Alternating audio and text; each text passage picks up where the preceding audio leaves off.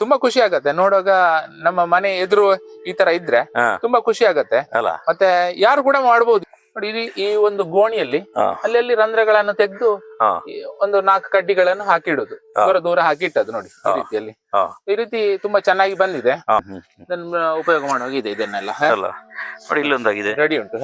ಇಲ್ಲೊಂದಿದೆ, ಇಲ್ಲೊಂದಿದೆ, ಬೆಳೆದಿದ ನಾಳೆ ನಾಳ್ದು ತೆಗೆಯುವ ಹಾಗೆ ಉಂಟು. ಅಲ್ಲ. ತರಕಾರಿ ಅದು ಬೀಜ ಯಾವ ರೀತಿ ತಯಾರು ಮಾಡುದು ಅಂತೇಳಿ ನೋಡಿ. ಇದು ಮನೆಯ ಅಂಗಳದಲ್ಲೇ ನಮ್ಮ ಮನೆಗೆ ಅಂಟಿಕೊಂಡಿದೆ. ಈ ರೀತಿ ಅಂಟಿಕೊಂಡೆ ಈ ರೀತಿಯಲ್ಲಿ ಹಾಕುದು. ಯಾಕಂದ್ರೆ ಇಲ್ಲಿ ಮಳೆ ನೀರು ಬೀಳುದೇ ಇಲ್ಲ. ಇದು ಬಳ್ಳಿ ಹೋಗುವಂತದ್ದು ರೂಟು. ಇಲ್ಲಿ ಮಿಡ್ಲಿಗೆ ಮತ್ತೆ ನಾನು ಸುಡು ಮಣ್ಣು ಹಾಕಿದ್ದೇನೆ. ಸ್ವಲ್ಪ ಓಪನ್ ಮಾಡಿ ಅಲ್ಲಿಗೆ ಬೇರೆ ಬರ್ಲಿ. ಇದು ಬೇರುಗಳು.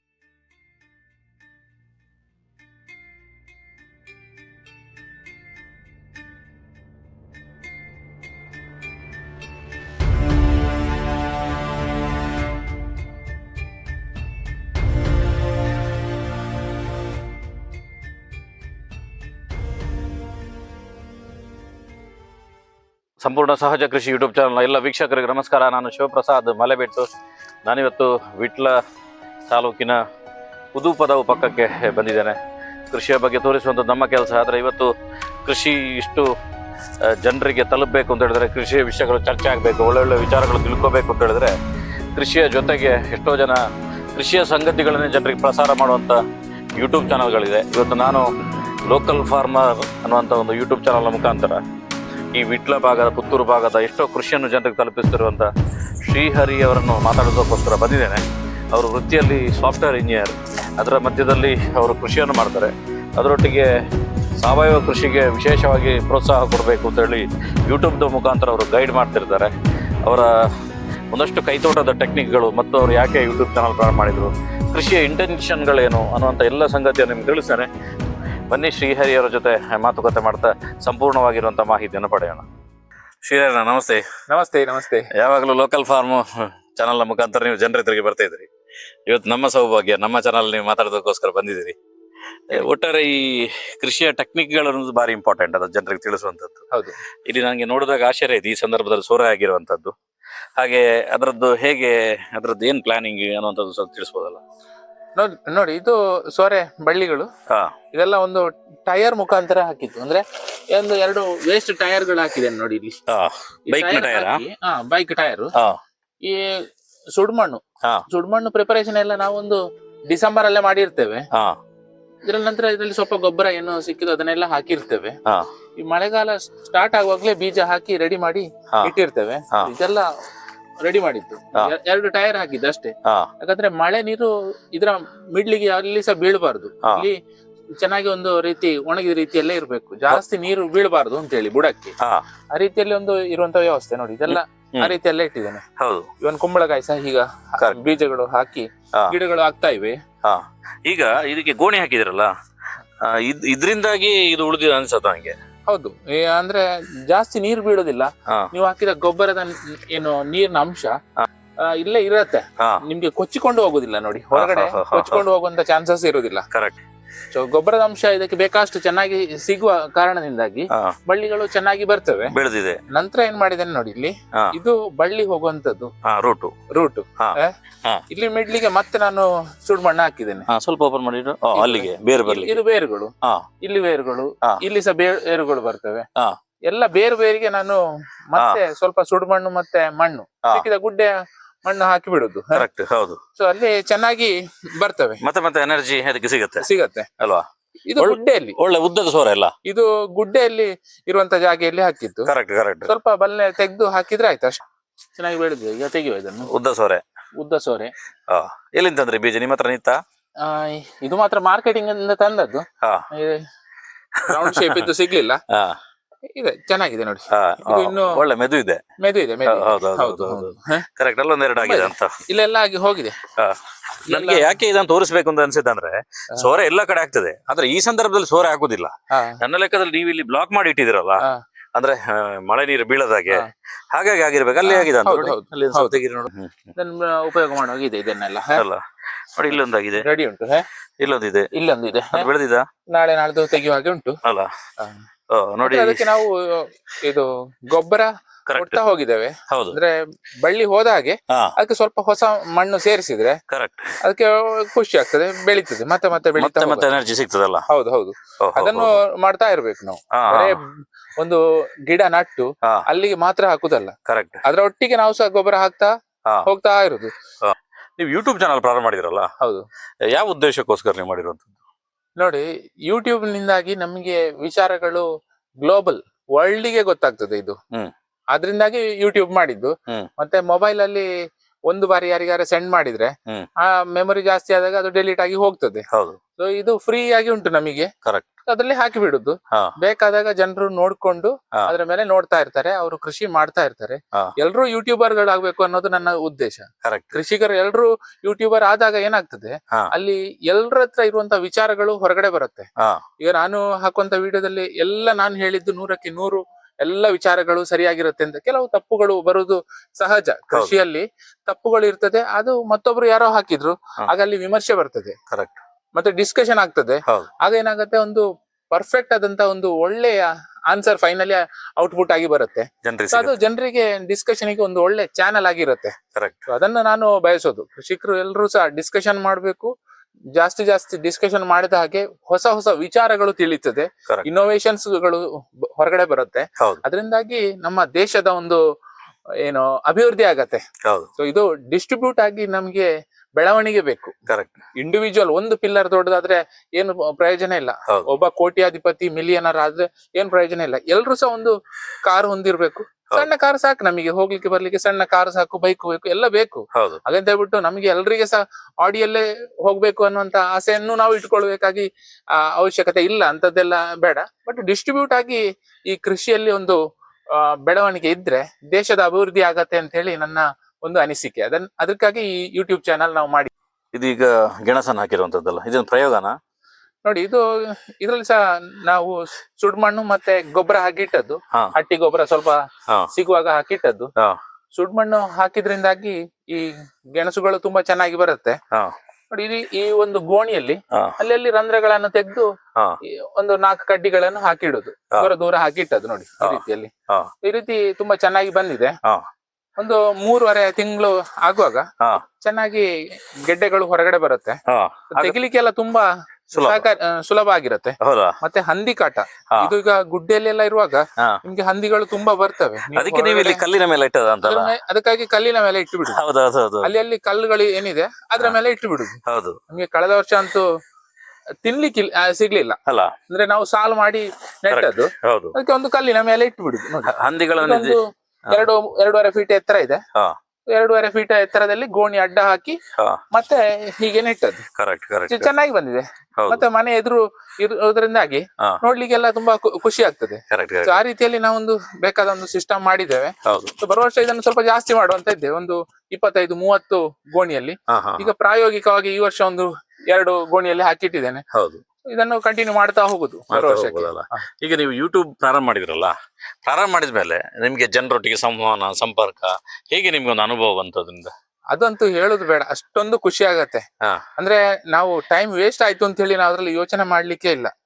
ನಮಗೆ ಒಬ್ಬ ವಿಚಾರವನ್ನ ಕೇಳ್ತಾನೆ, ಕೇಳಿದ ಅಂದ್ರೆ ನಮ್ಗೆ ಅದೊಂದು ತರ ಖುಷಿ. ನಮ್ಮ ಅನುಭವಗಳನ್ನ ಅವ್ರ ಹತ್ರ ಶೇರ್ ಮಾಡಿದ್ದೆ ನಮ್ಗೆ ಒಂದು ತುಂಬಾ ಖುಷಿ ಕೊಡುತ್ತೆ. ಎಷ್ಟೋ ಜನ ಹೇಳ್ತಾರೆ ಯೂಟ್ಯೂಬಿನಿಂದ ಏನು ಪ್ರಯೋಜನ ಉಂಟು, ಅವನೇನೋ ದುಡ್ಡು ಮಾಡ್ತಾನೆ ಅಂತ. ದುಡ್ಡು ಮಾಡುವಂತ ಪ್ರಶ್ನೆ ಇಲ್ಲ. ದುಡ್ಡು ಮಾಡುದು ಅಷ್ಟು ಸುಲಭ ಸಹ ಅಲ್ಲ. ಇದ್ರಲ್ಲಿ ತುಂಬಾ ಕಷ್ಟ ಇದೆ. ಅದ್ರಲ್ಲಿ ಎಷ್ಟೋ ಲಕ್ಷ ವ್ಯೂಸ್ ಎಲ್ಲ ಬಂದ್ರೆ ಏನೋ ಸ್ವಲ್ಪ ದುಡ್ಡು ಸಿಗ್ಬೋದು. ಆದ್ರೆ ಈ ಯೂಟ್ಯೂಬ್ ಇದೆಲ್ಲ ತುಂಬಾ ಒಂದು ಒಳ್ಳೆ ಖುಷಿಯಾದಂತ ವಾತಾವರಣವನ್ನ ನಂಗೆ ಸೃಷ್ಟಿ ಮಾಡಿದೆ. ಅಲ್ಲ, ನೀವೀಗ ಸಿಟಿಯಲ್ಲಿ ಮದುವೆಗೆ ಅಲ್ಲಿಗೆ ಓಡಾಡ್ತಿರಲ್ಲ, ಆಗ ನಿಮ್ಮನ್ನು ಗುರುತಿಸ್ತಾರ? ಹೌದು, ಲೋಕಲ್ ಫಾರ್ಮರ್. ಹೌದು, ಅದೇ ಅಂದ್ರೆ ಇವರು ಯೂಟ್ಯೂಬರ್ ಬಂದ್ರು ಅಂತ ಹೇಳಿ ಹೇಳ್ತಾರೆ ಅಲ್ಲ. ಸೊ ಅದೊಂಥರ ನಮಗೆ ಒಂದು ಪ್ರೌಡ್ ಫೀಲಿಂಗ್ ಆಗತ್ತೆ. ಮತ್ತೆ ನಾವೊಂದು ವಿದ್ಯೆಯನ್ನ ಕೊಡ್ತಾ ಇರೋದು. ಸೊ ನಮ್ಮ ಒಂದು ವಿದ್ಯೆಯನ್ನ ಇತರರಿಗೆ ಒಂದು ಕೊಡ್ತಾ ಇರೋದು. ಸೊ ನಾವೇನು ಕಳೆದುಕೊಳ್ಳಿಕ್ಕಿಲ್ಲ. ನಾವು ಅದನ್ನ ಮತ್ತಷ್ಟು ನಮ್ಮ ಒಂದು ಅಭಿವೃದ್ಧಿಯನ್ನ ಕಾಣ್ಬಹುದು ಆ ಒಂದು ದೆಸೆಯಲ್ಲಿ ನಾವು ಕೆಲಸ ಮಾಡಿದ್ರೆ ಈ ವಿಡಿಯೋದಿಂದಾಗಿ. ನೋಡಿ, ಇದು ಕುಂಬಳಕಾಯಿಯದ್ದು ಒಂದು ಬಳ್ಳಿ. ನೋಡಿ, ಇದರ ಕೆಲಸ ಮಾತ್ರ ನಾವು ಕರೆಕ್ಟ್ ಆಗಿ ಡಿಸೆಂಬರ್ ತಿಂಗಳಲ್ಲಿ ಪ್ರಾರಂಭ ಮಾಡಿ ಇರ್ಬೇಕು. ಅಂದ್ರೆ ಸುಡುಮಣ್ಣು ಪ್ರಿಪೇರ್ ಮಾಡೋದು ಡಿಸೆಂಬರ್ ಅಲ್ಲಿ ರೆಡಿ ಮಾಡಿ ಪ್ರಿಪೇರ್ ಮಾಡಿ ಇರ್ಬೇಕು ರೆಡಿಯಾಗಿ. ಮಳೆ ಬಂದ ನಂತರ ಸುಡುಮಣ್ಣು ಮಾಡ್ತೇನೆ ಅಂತ ಹೊರಡುದಲ್ಲ. ಸೊ ಸುಡುಮಣ್ಣು ಮಾಡುದು ಎಲ್ಲರಿಗೆ ಸಾಧಾರಣವಾಗಿ ಹಳ್ಳಿಯಲ್ಲಿ ಗೊತ್ತಿರ್ತದೆ. ಸ್ವಲ್ಪ ಕಸ ಹಾಕೋದು, ಇಷ್ಟೊಂದು ಮಣ್ಣು ಹಾಕೋದು. ಕರೆಕ್ಟ್. ಒಣಗಿದ್ದಿದ್ರೆ ಚೆನ್ನಾಗಿ ಬೆಂಕಿ ಉರಿತದೆ. ಹೌದು. So, ಅಂತ ಸುಡುಮಣ್ಣನ್ನ ಇದರಲ್ಲಿ ಹಾಕಿದ್ದು. ಒಂದು ಗುಣಿ ಹಾಕಿದಿರಲ್ಲ. ಬರ್ತಿ ಮತ್ತೆ ಸ್ವಲ್ಪ ಮಣ್ಣು. ಮಣ್ಣು ಸಹ ಸುಡುಮಣ್ಣಲ್ಲಿ ಮಣ್ಣು ಸಹ ಬರ್ತದೆ. ನೋಡಿ ಎರೆಹುಳ ನೋಡಿ, ಮೇಲ್ಗಡೆ ಎರೆಹುಳ ಇದೆ ನೋಡಿ ಅಲ್ಲ. ಮೇಲೆ ಎರೆಹುಳ ಬರುತ್ತೆ. ಅಲ್ಲ ಹಾಗಾದ್ರೆ ನೋಡಿ ಎಷ್ಟು ಚೆನ್ನಾಗಿದೆ ಕಾಂಪೋಸ್ಟ್ ನೋಡಿ. ಇದು ಕಂಪ್ಲೀಟ್ ಕಾಂಪೋಸ್ಟ್. ಎರೆಹುಳ ಬಂದಿದೆ ನೋಡಿ, ಇದೆಲ್ಲ ಎರೆಹುಳಗಳು ನೋಡಿ. ನೋಡಿ ಎಷ್ಟು ಚೆನ್ನಾಗಿ ಬಂದಿದೆ ನೋಡಿ. ಎಷ್ಟು ಎರೆಹುಳಗಳಿದೆ ನೋಡಿ. ಇಲ್ಲಿ ನೋಡಿ ಕಲ್ಲಿನ ಮೇಲೆ ಇಟ್ಟಿದ್ದಾರೆ. ಕಲ್ಲಿನ ಮೇಲೆ ಇಟ್ಟಾಗ ಇದ್ರ ಗೋಣಿಯ ಮೇಲ್ಗಡೆ ಹೇಗೆ ಎರೆಹುಳು ಪ್ರತ್ಯಕ್ಷ ಆಯ್ತು ನೀವು ಹೇಳ್ಬೋದು. ಅಂದ್ರೆ ಪ್ರತಿ ಮಣ್ಣಿನ ಕಣದಲ್ಲೂ ಕೂಡ ಎರೆಹುಳಿನ ಮೊಟ್ಟೆಗಳಿರ್ತಾವಂತಲ್ವಾ ಸರ್? ಹೌದೌದು, ತುಂಬಾ ಇದೆ. ಮತ್ತೆ ಈ ಮಳೆಗಾಲದಲ್ಲಿ ನೀರು ಹೊರಗಡೆ ಬೀಳ್ತದೆ ನೋಡಿ. ಈ ಬುಡಕ್ಕೆ ಜಾಸ್ತಿ ಬೀಳುದೇ ಇಲ್ಲ, ಸ್ವಲ್ಪ ಬೀಳುದು ಅಷ್ಟೇ. ಹೇಗೆ ಒಣಗಿದೆ ನೋಡಿ. ನಿನ್ನೆವರೆಗೆ ಭಯಂಕರ ಮಳೆ ಇತ್ತು, ಆದ್ರೆ ಇದು ಒಣಗಿದೆ ನೋಡಿ ಚೆನ್ನಾಗಿ. ಹೌದು. ಸೊ ನೀರಂತೂ ಬುಡಕ್ಕೆ ಬೀಳಲೇಬಾರ್ದು ಜಾಸ್ತಿ, ಸ್ವಲ್ಪ ಬೇಕು, ಜಾಸ್ತಿ ಬೀಳಬಾರ್ದು. ಅದು ಈ ಬಳ್ಳಿಯ ಮುಖಾಂತರ ಆಗಿ ಬೀಳ್ತದೆ, ಇಲ್ಲ ಹೀಗೆ ಗಾಳಿ ಆ ಕಡೆಯಿಂದ ಈ ಕಡೆಯಿಂದ ಬಂದಾಗ ಬೀಳತ್ತೆ. ಹೌದು. ಸೊ ಬೇರುಗಳು ನೋಡಿ ಈ ರೀತಿಯಲ್ಲಿ ಚೆನ್ನಾಗಿ ಹೋಗಿದೆ ನೋಡಿ, ಎಷ್ಟು ಚೆನ್ನಾಗಿ ಬೇರುಗಳು ಹೋಗಿದೆ. ಹೌದು. ಈ ರೀತಿಯಲ್ಲಿ ಸಣ್ಣ ಸಣ್ಣ ಎರೆಹುಳುಗಳು ಬಂದಿದೆ, ಎರೆಹುಳುಗಳು ಉಂಟು. ಸೊ ಇದು ಕಂಪ್ಲೀಟ್ಲಿ ಆರ್ಗ್ಯಾನಿಕ್, ಇದರಲ್ಲಿ ಏನೊಂದು ಕೆಮಿಕಲ್ ಯಾವ್ದು ಸಹ ಹಾಕಿಲ್ಲ. ನೋಡಿ ಸ್ನೇಹಿತರೆ, ಚೆನ್ನಾಗಿ ಬರುತ್ತೆ ಇದು. ಅದರ ರಿಸಲ್ಟ್ ನೋಡಿ ಹೇಗಿದೆ ಅಂತ ಹೇಳಿ. ನೋಡಿ ಅಲ್ಲಿ ಒಳಗೆ ಎಲ್ಲ ನೋಡಿ. ಇದರಲ್ಲಿ ಈಗ 6-7 ಇದೆ ಟೋಟಲಿ. 1 2 3 4 5 6 7 ಇದೆ. ಹೌದು. ತುಂಬಾ ಖುಷಿ ಆಗತ್ತೆ ನೋಡುವಾಗ. ನಮ್ಮ ಮನೆ ಎದುರು ಈ ತರ ಇದ್ರೆ ತುಂಬಾ ಖುಷಿ ಆಗತ್ತೆ ಅಲ್ಲ. ಮತ್ತೆ ಯಾರು ಕೂಡ ಮಾಡ್ಬೋದು ಇದು. ಮತ್ತೆ ಒಳ್ಳೆ ಆಹಾರ ಅಲ್ಲ ಇದು, ತುಂಬಾ ಒಳ್ಳೆ ಆಹಾರ ಇದು. ಯಾರು ಕೂಡ ಮಾಡ್ಬೋದಂತ ಒಂದು ಕೃಷಿ ಇದು. ಅದು ಈ ಕುಂಬಳಕಾಯಿ ಯಾರು ಸಹ ಮಾಡ್ಬೋದು. ಯಾರು ಹಾಕಿದ್ರು ನೋಡಿ, ನೀವು ಡಿಸೆಂಬರ್ ಅಲ್ಲಿ ಸುಡುಮಣ್ಣು ಮಾಡಿ ರೆಡಿ ಮಾಡಿ ಇಡಿ. ಒಂದು ದಿವಸ ರೆಡಿ ಮಾಡಿದ್ರ ನೆಕ್ಸ್ಟ್ ಏಪ್ರಿಲ್ ಲಾಸ್ಟ್ ಗೆ ಆಗುವಾಗ ಸ್ವಲ್ಪ ಕಸ, ಗುಡ್ಡೆಯಿಂದ ಕಸ ತಗೊಂಡ್ಬರೋದು, ನಾವು ಬಜಕ್ರೆ ಹೇಳ್ತೇವಲ್ಲ, ಅದನ್ನ ತಂದು ರಾಶಿ ಹಾಕುದು, ಎರಡನ್ನು ಚೆನ್ನಾಗಿ ಮಿಕ್ಸ್ ಮಾಡೋದು. ಮಿಕ್ಸ್ ಮಾಡಿ ಗೋಣಿಯಲ್ಲಿ ಹಾಕಿಡುದು. ಗೋಣಿಯಲ್ಲಿ ಹಾಕಿ ಬೀಜ ಸಹ ಅದೇ ಟೈಮ್ ಅಲ್ಲಿ ರೆಡಿ ಮಾಡ್ಬೇಕು. ಯಾಕಂದ್ರೆ ಈ ವರ್ಷ ನಮಗೆ ಮೇ 15ಕ್ಕೆ ಮಳೆ ಸ್ಟಾರ್ಟ್ ಆಗಿದೆ. ಸೊ ಮೇ 1 ಗೆ ಆಗುವಾಗ ನಮ್ಮದು ಗೋಣಿ ರೆಡಿ ಆಗಿ ಬೀಜ ಹಾಕಿರ್ಬೇಕು ಅದ್ರಲ್ಲಿ. ಸೊ ನಿಮಗೇನಾಯ್ತು, ಈಗ ಜೂನ್ಗೆ ಮಳೆ ಸ್ಟಾರ್ಟ್ ಆಗ್ತಿದ್ರು, ನಿಮ್ಗೆ 15 ದಿವಸ ಇರತ್ತೆ. ಬಳ್ಳಿಗಳ ಅಂದಾಜು ಒಂದು ಇಷ್ಟು ಮೇಲೆ ಬಂದಿರತ್ತೆ, ಒಂದು 3 ಫೀಟ್ ದೂರ ಬಂದಿರತ್ತೆ. ಸೊ ಅದರಿಂದಾಗಿ ಬಳ್ಳಿಗಳು ಹತ್ಲಿಕ್ಕೆ ರೆಡಿ ಆಗಿರತ್ತೆ. ಮಳೆ ಬಂದ ತಕ್ಷಣ ಮೇಲೆ ಹತ್ತಕ್ಕೆ ಸ್ಟಾರ್ಟ್ ಆಗುತ್ತೆ. ತುಂಬಾ ಖುಷಿ ಆಗತ್ತೆ. ಒಂದು 8 ಮರಕ್ಕೆ ಬಿಟ್ಟಿದ್ದೇನೆ ಇಲ್ಲಿ. ಎಲ್ಲ ಮರದಲ್ಲೂ ಕುಂಬಳಕಾಯಿ ನೇತಾಡ್ತಿರೋದು ನಿಮಗೆ ಕಾಣಬಹುದು. ಹೆಚ್ಚಿನ ಇವತ್ತಿನ ಹುಡುಗರು ಎಲ್ಲರೂ ಕೂಡ ನಮ್ಮ ದಕ್ಷಿಣ ಕನ್ನಡ ಜಿಲ್ಲೆಯಲ್ಲಿ ಕೃಷಿ ಫ್ಯಾಮಿಲಿಯಿಂದನೇ ಬರ್ತಾರೆ. ಆದ್ರೆ ಒಂದು ಬಾರಿ ವೈಟ್ ಕಾಲರ್ ಜಾಬ್ ಅಂದ್ರೆ ಸಾಫ್ಟ್ವೇರ್ ಇರ್ಬೋದು, ಇನ್ಯಾವ್ದು ಆಫೀಸ್ಗಳ ಕೆಲಸಕ್ಕೆ ಒಂದ್ಸಲ ಹೋದ ತಕ್ಷಣ ಅವರು ಕೃಷಿ ಕಡೆಗೆ ಮತ್ತೆ ಬರುವುದೇ ಇಲ್ಲ. ಯಾರಾದ್ರೂ ಲೇಬರ್ ಮಾಡ್ಲಿ ಅಥವಾ ಇನ್ಯಾರಾದ್ರೂ ಮಾಡ್ಲಿ, ನಾವು ಮಾಡ್ಲಿಕ್ಕಿಲ್ಲ ಅನ್ನೋ ಮೈಂಡ್ ಸೆಟ್ ಬರ್ತಾರೆ. ಆದ್ರೆ ನೀವು ಇಂಜಿನಿಯರಿಂಗ್ ಕಲಿತು ಸಾಫ್ಟ್ವೇರ್ ಇಂಜಿನಿಯರ್ ಆಗಿದ್ರಿ ಮಂಗಳೂರು ಕಂಪನಿಯಲ್ಲಿ. ಅದರ ಕೆಲಸದ ಒತ್ತಡದ ಜೊತೆಗೂ ಕೂಡ ಇಷ್ಟು ಚೆನ್ನಾಗಿ ಕೃಷಿ ಮಾಡ್ತಿರಲ್ಲ, ನಿಮ್ಗೆ ಏನು ಪ್ರೇರಣೆ? ಪ್ರೇರಣೆ ಅಂದ್ರೆ ನಮ್ಮ ತಂದೆಯವರು. ನಮ್ಮ ತಂದೆಯವರು ಹೇಳಿದ್ರಿಂದಾಗಿ ಇದನ್ನು ಮಾಡುದು ನಾವು. ಅವರು ಗೈಡ್ ಲೈನ್ಸ್ ಮೇಲೆನೆ ನಮ್ಮದು ಇದೆಲ್ಲ ಕೆಲಸ ಇರುದು. ನಮ್ಮ ತಂದೆಯವರು ಇದನ್ನು ನಮಗೆ ಹೇಳ್ಕೊಟ್ಟಿಲ್ಲ ಆದ್ರೆ ನಾವು ಇದನ್ನು ಮಾಡ್ಲಿಕ್ಕೆ ಇರ್ಲಿಲ್ಲ. ಸೊ ನಾವು ಇದನ್ನು ನಮ್ಮ ಮಕ್ಕಳು ಮಾಡಬೇಕು ಅಂತ ಎಕ್ಸ್ಪೆಕ್ಟ್ ಮಾಡಿದ್ರೆ ನಾವು ಮಾಡಿರ್ಬೇಕು. ನಾವು ಮಾಡಿದ್ರೆ ನಮ್ಮ ಮಕ್ಕಳು ಮಾಡ್ತಾರೆ, ಅವರ ಮಕ್ಕಳು ಮಾಡ್ತಾರೆ, ಅವರ ಮಕ್ಕಳು ಮಾಡ್ತಾರೆ. ಅದೇ ಅದೊಂದು ಚೈನ್ ಲಿಂಕ್ ಇನ ತರ, ಒಂದು ಸರ್ಕಲ್, ಅದು ಸರ್ಕಲ್ ತರ. ಸೊ ಸಣ್ಣ ಮಕ್ಕಳು ನಾವೊಂದು 6-7 ವರ್ಷದ ಒಳಗಡೆ ಮಕ್ಕಳಿಗೆ ಏನು ತೋರಿಸ್ತೇವ ಅದು ಬೆಳೆದು ಮುಂದಕ್ಕೆ ಬರ್ತದೆ. ಸೊ ನಮ್ಮ ಮಕ್ಕಳಿಗೆ ಇದನ್ನ ತೋರಿಸ್ಬೇಕು, ಇದು ಹೀಗೆ ಇದು ಹೀಗೆ ಅಂತೇಳಿ. ಆಗ ನಾವು ನಮ್ಮೊಟ್ಟಿಗೆ ಅವರು ಸೇರ್ತಾರೆ, ನನ್ನ ಮಕ್ಕಳು ನನ್ನೊಟ್ಟಿಗೆ ಇರ್ತಾರೆ. ಗೊಬ್ಬರ ಹಾಕೊಂಡು ಒಂಥರ ಖುಷಿ ಇರತ್ತೆ ಅವರಿಗೆ. ಗೊಬ್ಬರ ಮಿಕ್ಸ್ ಮಾಡೋದು, ಮಣ್ಣು ಹಾಕೋದು. ಸೊ ಏನಾಗತ್ತೆ, ಅವ್ರು ನಮ್ಮೊಟ್ಟಿಗೆ ಬೆರೀತಾ ಇದ್ದಾರೆ ಅಂತ ನಮಗೆ ಆಗತ್ತೆ. ಅವರು ಅದನ್ನ ಮಾಡ್ತಾರೆ ಅಂತೇಳಿ ಆಗತ್ತೆ. ನೋಡಿ, ನಮ್ಮ ಮನೆಯಲ್ಲಿ ಈ ತರಕಾರಿಯದ್ದು ಬೀಜ ಯಾವ ರೀತಿ ತಯಾರು ಮಾಡುದು ಅಂತೇಳಿ ನೋಡಿ. ಇದು ಮನೆಯ ಅಂಗಳದಲ್ಲೇ ನಮ್ಮ ಮನೆಗೆ ಅಂಟಿಕೊಂಡೆ, ಈ ರೀತಿ ಅಂಟಿಕೊಂಡೆ ಈ ರೀತಿಯಲ್ಲಿ ಹಾಕುದು. ಯಾಕಂದ್ರೆ ಇಲ್ಲಿ ಮಳೆ ನೀರು ಬೀಳುದೇ ಇಲ್ಲ, ಇಷ್ಟು ಜಾಗಕ್ಕೆ ಮಳೆ ನೀರು ಬೀಳುದಿಲ್ಲ. ಹಾಗೆಂತ ಹೇಳ್ಬಿಟ್ಟು ನಾವು ನೀರು ಹಾಕುದು, ಹೊರಗಡೆಯಿಂದ ತಂದು ಹಾಕುದು. ನೋಡಿ, ಇದು ಈಗ ಮೆಣಸಿನದ್ದು ಗಿಡಗಳು, ಸಾರಿ ಇದು ಇದರದ್ದು ಬದನೆ. ಸರ್ ನೋಡಿ, ಇದು ಬದನೆಯದು ಗಿಡಗಳು ಹುಟ್ಟಿ ಚೆನ್ನಾಗಿ ಬರ್ತಾ ಇವೆ ನೋಡಿ. ಅದೇ ರೀತಿ ಇಲ್ಲಿ ನಾನು ಇದು ಗೇರು ಬೀಜಗಳು ನೋಡಿ, ಇದು ಗೇರು ಬೀಜದ್ದು ಒಂದು ಬೆಡ್ ಮಾಡಿ ಇಟ್ಟದ್ದು. ಮಕ್ಳಿಗೆಲ್ಲ ತಿನ್ಲಿಕ್ಕೆ ತುಂಬಾ ಖುಷಿ ಆಗ್ತದೆ ನೋಡಿ. 15 ದಿವಸದಲ್ಲಿ ಈ ಸಣ್ಣಾಗಿ ಈ ರೀತಿ ಹುಟ್ಟಿ ಬರ್ತದೆ ಇನ್ನು. ನಂತರ ಅದನ್ನು ತಿನ್ನೋದು, ಅದನ್ನು ಕಟ್ ಮಾಡಿ ತಿನ್ನೋದು. ತುಂಬಾ ಖುಷಿ ಆಗ್ತದೆ ಮಕ್ಳಿಗೆ. ಇದು ತುಂಬಾ ಒಳ್ಳೆ ನ್ಯೂಟ್ರಿಯೆಂಟ್ಸ್ ಅಲ್ಲ ಇದು. ಇಷ್ಟು ಬೆಡ್ ಅಲ್ಲಿ ಯಾವತ್ತು ನೋಡಿದ್ರು ಇಲ್ಲಿ ಗೇರು ಬೀಜಗಳು ರೆಡಿ ಇರ್ತದೆ. ರೆಡಿ ಇರ್ತದೆ. ಬ್ಯಾಜ್ ಮುಗಿದ ತಕ್ಷಣ ಮತ್ತೊಂದು ಬ್ಯಾಚ್ ಹಾಕುದು, ಕರೆಕ್ಟ್. ಬರ್ತಾ ಇರ್ತದೆ. ಇಲ್ಲಿ ಮೆಣಸಿನ ಬ್ಯಾಚ್, ಹಾ ಇದೊಂದು ಹಾ ಇದೊಂದು ಬ್ಯಾಚ್, ಹೌದು ಇದೊಂದು ಬ್ಯಾಚ್, ಹೌದು ಇದೊಂದು ಬ್ಯಾಚ್. ಹೌದು. ಮನೆ ಸುತ್ತಲೂ ಕೂಡ ಈ ಒಂದೊಂದು ಬ್ಯಾಚ್ ಮಾಡಿ ರೆಡಿ ಮಾಡಿ ಇಡುದು. ಕರೆಕ್ಟ್. ನಮ್ಮ ಸಂಬಂಧಿಕರು ಬರ್ತಾರೆ, ಹ್ಮ್ ನೋಡಿ ಒಂದು 2 ಗಿಡ ತೆಗೆದು ಕೊಡುದು, ಹಾ ತಗೊಂಡೋಗಿ ನಡಿ ಅಂತ ಹೇಳಿ. ಅಲ್ಲ, ಹಾಗೆ ಅವ್ರಿಗೆ ಒಂದು ಖುಷಿ ಇರ್ತದೆ, ಒಂದು 2 ಗಿಡ ಕೊಟ್ಟೇವೆ ಅಂತ. ಕರೆಕ್ಟ್. ಮತ್ತೆ ಮಾಡುವವರು ಮಾಡ್ತಾರೆ, ಹೌದು ಹೌದು ಹೌದು ಆಗುವಾಗ ಆಗ್ತದೆ. ಕರೆಕ್ಟ್. ಹೌದಲ್ಲ, ನಾವು ಮಾಡುವಂತ ಕೆಲಸವನ್ನು ನಾವು ಮಾಡ್ಲೇಬೇಕಲ್ಲ. ಹೌದು. ಸುತ್ತಲೂ ಮನೆ ಸುತ್ತಲೂ ನಾವು ಹಾಕ್ತಾ ಇರ್ತೇವೆ ಈ ರೀತಿ. ಇಲ್ಲಿ ಎಲ್ಲ ಕಡೆ ಇದೆ ಅಲ್ವಾ? ಇಲ್ಲಿ ಬಕೆಟ್ಗಳಲ್ಲೆಲ್ಲ ಬೆಂಡೆಕಾಯಿ ನೋಡಿ ಸ್ನೇಹಿತರೆ, ಮೆಣಸು, ಜೀರಿಗೆ ಮೆಣಸು ಇಲ್ಲಿ ತೋಟಗಳಿಗೆ ಹಾಕಿದ್ದಾರೆ. ನೋಡಿ ಇಲ್ಲಿ ಒಂದು ಬೆಂಡೆಕಾಯಿ ಇದು ಬಕೆಟ್ ಅಲ್ಲಿ ಆಗಿದೆ.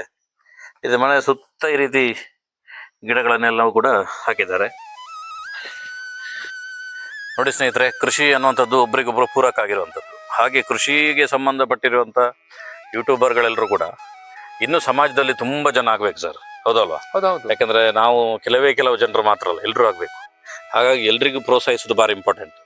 ನಮ್ಮ ವೀಕ್ಷಕರಿಗೆ ನಾನು ಮನವಿ ಮಾಡ್ತೇನೆ, ಈ ಭಾಗದ ನಿಮ್ದು ಎಷ್ಟೋ ಕೃಷಿಯ ವಿಚಾರಗಳು ನಿಮ್ಮ ಚಾನಲ್ ಮುಖಾಂತರ ಜನರೇ ಸಿಗತ್ತೆ. ಲೋಕಲ್ ಫಾರ್ಮಲ್ಲ, ಲೋಕಲ್ ಫಾರ್ಮರ್ಸ್ ಅಂತ ಯೂಟ್ಯೂಬ್ ಅಲ್ಲಿ ಸರ್ಚ್ ಮಾಡಿದ್ರೆ ಸಿಗುತ್ತೆ. ನಾನು ಅದ್ರ ಡಿಸ್ಕ್ರಿಪ್ಷನ್ ಬಾಕ್ಸ್ ಅಲ್ಲಿ ಅದರ ಲಿಂಕ್ ಅನ್ನು ಹಾಕಿರ್ತೇನೆ. ಯಾರಿಗಾದ್ರೂ ನಿಮ್ಗೆ ಇಂಟ್ರೆಸ್ಟ್ ಇದ್ರೆ, ಕೃಷಿಗೆ ಸಪೋರ್ಟ್ ಮಾಡುವ ಮನಸ್ಸಿದ್ರೆ ಅದಕ್ಕೆ ಸಬ್ಸ್ಕ್ರೈಬ್ ಮಾಡಿ ಅದರ ವಿಡಿಯೋಗಳನ್ನು ನೋಡ್ಬೋದು ಅಲ್ವಾ? ಹೌದೌದು. ಸಬ್ಸ್ಕ್ರೈಬ್ ಮಾಡಿದ ತಕ್ಷಣ ಅವರಿಗೆ ನೋಟಿಫಿಕೇಶನ್ಸ್ ಎಲ್ಲ ಹೋಗ್ತಾ ಇರತ್ತೆ. ಕರೆಕ್ಟ್. ಅವರು 4 ಜನರಿಗೆ ಹೇಳಲಿಕ್ಕೆ ಆಗತ್ತೆ. ನಾವು ಬೆಳೆಯುವ ಜೊತೆಗೆ ಇನ್ನಷ್ಟು ಜನರನ್ನ ಬೆಳೆಸ್ಲಿಕ್ಕೆ ಆಗ್ತದೆ. Correct correct. ಇನ್ನೊಂದಷ್ಟು ಜನ ಕುಂಬಳಕಾಯಿ, ಸೋರೆ, ಗೆಣಸು ಎಲ್ಲ ಮಾಡ್ಲಿಕ್ಕೆ ಒಳ್ಳೆ ಟ್ರೈನಿಂಗ್ ಪ್ರೇರಣೆ ಆಗತ್ತೆ. ಸಿಗುತ್ತೆ. ನಮ್ಮದೇ ಫುಡ್ ಇದು, ನಾವೇ ತಯಾರಿಸಿದ್ದು, ನಮಗೆ ಏನ್ ಹಾಕಿದ್ದೇವೆ ನಮಗೆ ಗೊತ್ತಿರ್ತದೆ. Correct correct. ಈಗ ಮತ್ತೊಬ್ನು ಆರ್ಗ್ಯಾನಿಕ್ ಅಂತ ಹೇಳಿ ಯಾವ್ದೋ ಹಾಕಿ ಇಟ್ಟು ಕೊಡುವಂತ ಚಾನ್ಸಸ್ ತುಂಬಾ ಇರ್ತದೆ. ಹೌದು. ನಾವೇ ಬೆಳೆದ್ರಿಂದಾಗಿ ನಮಗೆ ಅದರಲ್ಲಿ ಡೌಟೇ ಇಲ್ಲ ಅಲ್ಲ. ಹೌದು ಹೌದು. ಆ ರೀತಿ. ಓಕೆ ಸರ್, ಈ ರೀತಿ ಒಂದು ಉತ್ತಮವಾಗಿರುವಂಥ ಕಂಟೆಂಟ್ ಕೊಟ್ಟಿದ್ದೀರಿ. ನೀವು ಇನ್ನು ಮುಂದೆಯೂ ಕೂಡ ನಿಮ್ಮ ಕಂಟೆಂಟ್ಗಳು ನಮ್ಮ ಚಾನಲ್ ಬರ್ತಾ ಇರ್ತದೆ. ಧನ್ಯವಾದಗಳು ಸರ್. Thank you.